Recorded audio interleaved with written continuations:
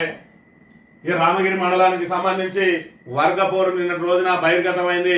ఒక నాయకునికి సంబంధించిన వర్గం మరో నాయకునికి సంబంధించిన ఇంటి మీద నిన్నటి రోజున దాడికి పాల్పడ్డారు. దీని వెనుక అసలు విషయం ఏమున్నదా అని అంటే, మరి ఇక్కడ ఎవరైతే దాడి చేసిండో ఆ దాడి చేసిన నాయకును మరి ఎవరైతే దాడికి మరి అక్కడ గురైండో అంటే ఆ ఇంటి మీదకి వేయండి కానీ ఆ లోపల దాక్కుని బయటకు అయితే రాలేదు. మరి అక్కడ పెద్ద ఎత్తున పోలీసులు రావడంతో మరి ఎక్కడ వాళ్ళని అక్కడికి వెళ్ళగొట్టిన పరిస్థితి. ఇరు పక్షాలు కూడా ఒకరి మీద ఒకరు ఫిర్యాదులు చేసుకున్నారు.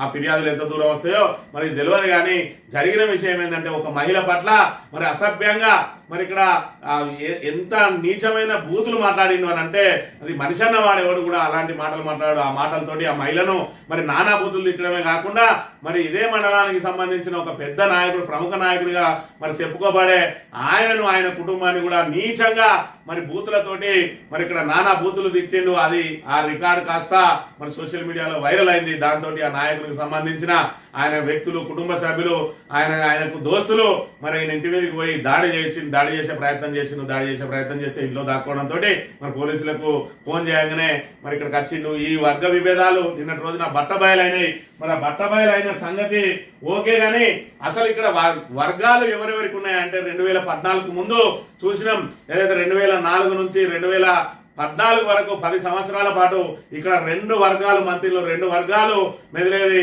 ఒకటేమో మరి పెద్దసార్ వర్గం, రెండేమో చిన్నసార్ వర్గం. దీనికి చిన్నసార్ వర్గానికి మరి ముత్తారం మండలానికి సంబంధించిన ఒక మాజీ ప్రజాప్రతినిధి ఆయన నేతృత్వం వహించేది. నేను పెద్దసార్ మనిషిని కాదు చిన్నసార్ మనిషిని అని చెప్పేది. ఆ నేతృత్వం వహించిన మనిషికి మరి అనుసరుడే నిన్నటి రోజున ఏదైతే దాడికి పాల్పడడో లేదంటే మహిళను బూతులు తిట్టిండో ఆయననే మరి ఆ ముత్తారానికి సంబంధించిన మరి ఆయన అనుచరుడు. మరి ఓవరాల్ గా వీళ్ళు ఎవరు అనుచరులు అంటే చిన్నసార్ అనుచరులు. ఇక్కడ చిన్నసార్ది ఒక వర్గం, పెద్దసార్ది ఒక వర్గం మరి ఇక్కడ నడుస్తా ఉన్నది. మరి ఇక్కడ మొత్తంగా మంతల్ నియోజకవర్గంలో ఎవరిది నడుస్తున్నాయంటే చిన్నసారిది నడుస్తుందంట. ఎందుకంటే పెద్దసారి ఫుల్ బిజీగా ఉంటాడు, ఫోన్లు చేస్తే లేపడు, ఎవరికి అందుబాటులో ఉండడు. ఇక చిన్నసారికి ఏం పని లేదు, ఇదే పని. మరి ఇక్కడ దాంతో చిన్నసారి వర్గీయులు టక్కన ఫోన్ కొట్టంగానే పోలీస్ స్టేషన్ లో పని కానీ ఇంకెక్కడ ఏం పని జరిగినా కూడా లేదంటే ఈ చిన్నసార్కు మరి నిత్యం వీళ్ళు నూరిపోతా ఉంటారు. ఈయన ఇట్లా, ఆయన అట్లా, ఈ నాయకుడు ఇటు వేయండు, ఈ నాయకుడు ఇటు వచ్చిండు, ఈయనను మన మీద విమర్శిస్తే ఈయన ప్రెస్ మీట్ పెట్టలేదు, ఈయన ప్రెస్ కు మాట్లాడలేదు, ఈయన బర్త్డే చేసుకుంటాడు, ఈయన సొంత టీషర్ట్ల మీద బొమ్మలు కొట్టించుకున్నాడు, మీ ఫోటో చిన్నగా పెట్టిండు అని ఈ రకమైన ఫిర్యాదులు చేసుకుంటా ఉంటే చిన్నసారు మరి ఇక్కడ పెద్దసారు అనుసరుల మీద కత్తులు నూరుతా ఉన్నాడు.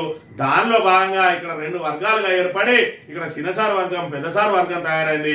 కాకపోతే వీళ్ళ తెలివి ఏంటంటే ఇటు చిన్నసార్ వర్గమైనా పెద్దసార్ వర్గమైనా ఇటు నుంచి అటైనా అటు నుంచి ఇటైనా ఇరుపక్షాలు కూడా మళ్ళీ పోయి అక్కడనే కాంప్రమైజ్ కావాలి కానీ ఎవరు కూడా దిక్క నుంచి బయటకు వచ్చే పరిస్థితి లేదు. ఎందుకంటే వాళ్ళు ఏ విధంగా అక్రమ కేసులు పెడతారో వీళ్ళు కళ్ళారా చూస్తా ఉన్నారు.